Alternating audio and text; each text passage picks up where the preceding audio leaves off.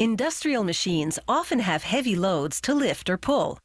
Whether it's a dragline excavator working in an open pit mine, an oil drilling rig, a construction crane, or farm machinery, the weight is borne by ultra-strong wire ropes.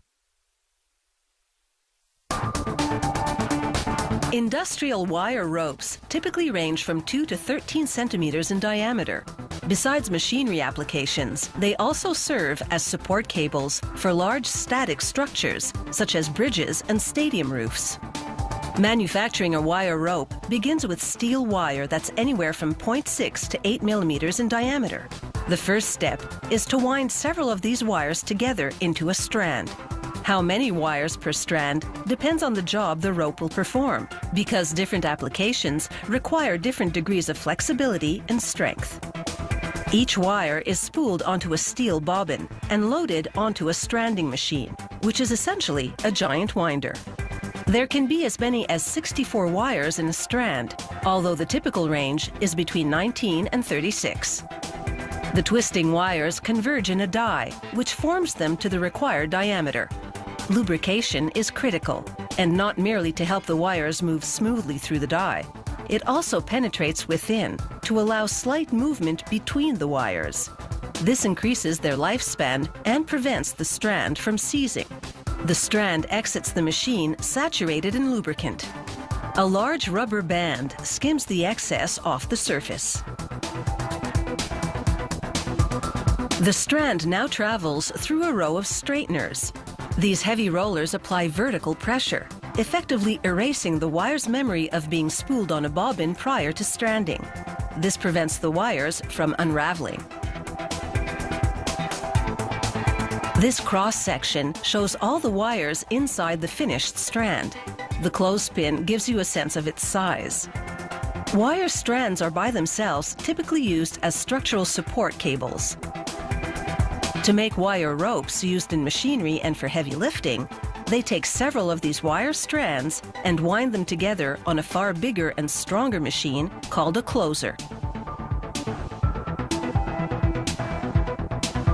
They make this particular rope from 6 wire strands. Before the strands converge in the die, rollers pre-shape them into a corkscrew-like form. The strands then enter the die, twisting together over a core, which is itself a small steel wire rope. A core at the center of the cable provides additional strength. This cable's finished diameter is 90 millimeters. However, there are always small variations here and there. So now 4 calibration rollers, 2 compressing vertically, 2 horizontally, correct the cable to the right diameter all along its length. The finished cable winds onto a big steel reel, ready for shipping. The factory tests random samples in its quality control lab.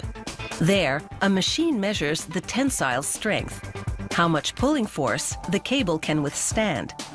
The machine pulls the cable at both ends until it snaps. For this mega cable, the breaking point was 94 tons.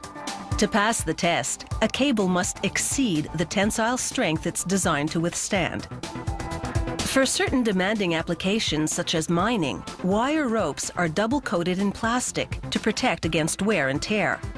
To prepare the plastic, the factory mixes a recipe of clear and colored plastic pellets. An extrusion machine heats the pellets until they liquefy, then forces the molten plastic through a die, coating the rope as it passes through. As the rope exits the extrusion machine, it passes through water, which cools and hardens the hot plastic. The plastic not only jackets the rope's surface, it also provides cushioning when, on the job site, the strands inside rub against each other as the rope moves. By reducing wear and tear on the steel both internally and externally, plastic coating can extend the life of a rope by up to 50%. A cable's internal construction determines its strength and flexibility. A structural one needs to be strong, immobile, and taut, so it's a single strand made of large wires, whereas a moving rope in large machinery contains many strands made of smaller wires.